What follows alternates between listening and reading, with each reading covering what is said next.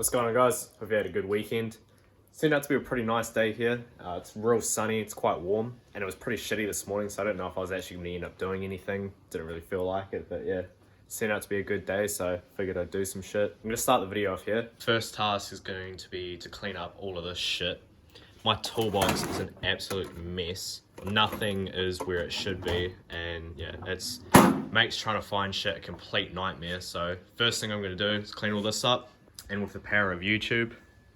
Alright, bench is all cleaned up now. It's good that I've got a proper workspace, and this has been sorted out. Top still looks like a mess, but I know everything that's in there. It's all sockets and ratchets and shit. Then all my spanners and Allen keys and shit like that. So now when I actually need to get tools, it's a lot easier to find. Alright, so anyway, main purpose of this video is I'm getting a Diff put back in the Cefiro. So I listened to you guys' comments and I made the decision on what diff I'm going to be putting in the Cefiro. And basically I've decided to go with the viscous LSD over the two-way LSD. And the reason why I have chosen to do that is because the Cefiro is a street car. It's not going to see the track, and it's not going to be used for drifting. I'm going to do the odd skid here and there, so I do want it to do two wheels, which the viscous LSD is good for. So yeah, the two-way just isn't really necessary. I know the two-ways, they can clunk quite a bit as well, which again, I don't want in a street car because I want it to drive nicely on the street. So yeah, decided to go with the viscous, and I'm going to chuck it in today, but at a later date, I will probably pull it back out and I'm going to chuck some shims in it just to tighten it up a little bit. So I'll do a video on that in the future. And the two-way LSD that I do have, I think I'm actually probably going to put it back in the Sylvia. Originally, it was in the Sylvia. I took it out and I put a locked diff in the Sylvia. I think I might put the two-way back in it and take the locky out and maybe have it as a spare if anything was to go wrong with the two-way. But something that I do want to do with the Sylvia diff is I want to upgrade to a 4.6 ring and pinion. So it's a bit of a sort of a shorter ratio, so it will rev a bit faster, which will be good for the Sylvia and drifting, because stock RB20 with the tune, it's still not going to be making a lot of power. It's probably only just going to be over 200 horsepower, so having that shorter ratio will definitely help out in drifting. The only annoying thing about going with the viscous LSD is that I've got to pull it out of this piece of shit. So this is obviously the shell that I've had for a while, 25 det that is in now, and my good Cefiro came out of this. So I'm going to come under here and pull this viscous LSD out. Because I filmed that the other day, I won't bother filming this. I'm just going to take it out and catch up with you in a second. Right, so just got that diff out of that other Cefiro, and you can see it right here. So this is the diff that came out. This was a open diff that we welded up to turn into a lock diff, and you can see the differences between them. You can see that this one is quite a lot bigger. I'm not actually sure if that's an R200. It could be an R180. I know that's definitely an R200, but I don't know, if anyone in the comments can point that out, it would be good. But yeah, another difference is that these here are a lot narrower than this here. So this obviously has a wider bolt pattern. But if we come under here to the Cefiro, you can see that the subframe has both mounting points, so you can run either casing, which is good. Another difference with the back cover is that you can see that this bottom bit sticks out a lot more. It's just to hold a little bit more oil to help keep it cooler. And also it's got these fins here to help it keep it cool as well, to help disperse the heat a little. If anyone doesn't know, easy way to tell if it's a LSD or an open diff is obviously if you spin one, the other turns the same way. If it's an open diff and you turn that forward, that one will spin backwards. So I'm going to get this diff in the car and then drop the car down, and then we'll go for a little test drive, mainly just so you can get it turning and everything. Bring it back, jack it back up, and just go over every nut and bolt again. Just make sure it's all still tight. Sometimes when you go for a drive, things can loosen up if you didn't tighten them properly. So I like to double check those kind of things. It's just better to be safe than sorry.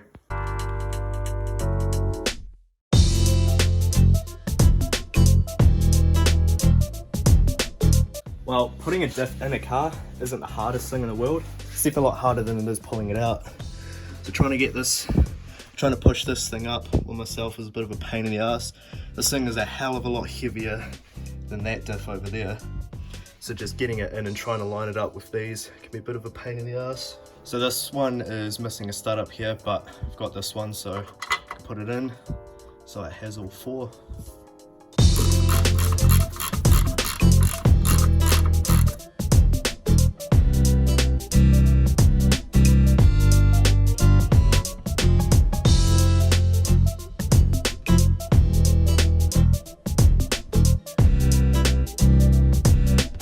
Having a bit of a hard time getting this axle into the stub on the passenger side.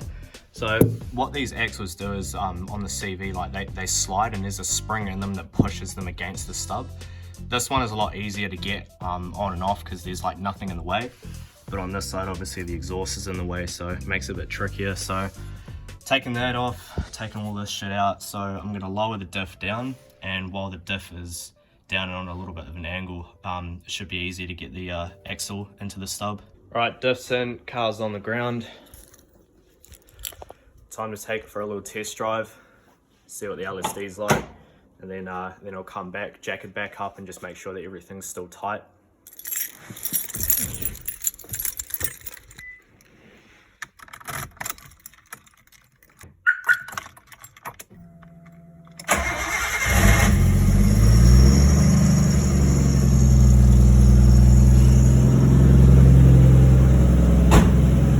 Listen to the old girl purr.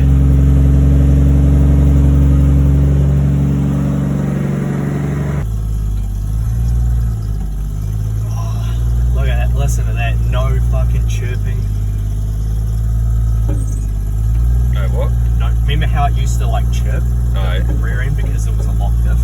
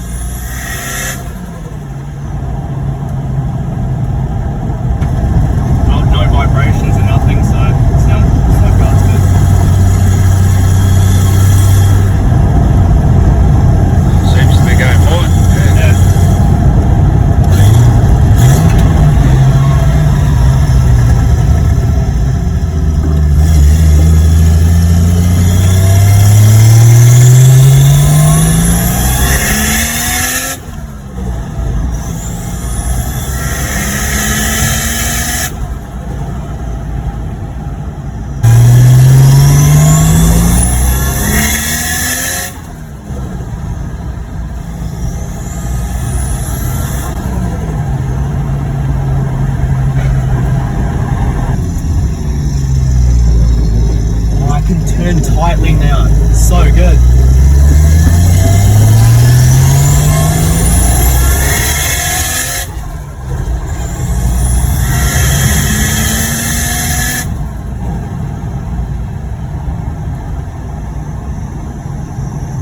Alright, so just got back from giving a little test drive. Everything seems fine, no weird vibrations or anything. I'm going to jack it up in the morning and go over everything and make sure it's all tight, because I can't really be bothered doing that now. But fuck, I've forgotten what it's like to drive this car without a lock diff in it, and it's so much nicer. Like, just trying to pull out of my garage here. It's like pretty tight with the amount of cars obviously holding and move, but yeah, just not having a lock diff makes it so much easier, and trying to make a U-turn, it's just so much easier without a lock diff, so it's going to be pretty good. The road to cert for this thing starts now. My main focus over the next, I don't know, 4 odd months is going to be the Sylvia, but I will be doing a few bits and pieces in between here and there on the old girl here to get her ready for cert, because I'd love to have this thing certed by summer so I can go on cruises and actually get to enjoy it with all my mates in their cars as well. So yeah, that'll be it for this one. Cheers for watching, guys, as always. Comments have been pretty cool lately. Messages of support, you guys are really awesome. I really appreciate it. So yeah, keep it up, and catch you in the next one.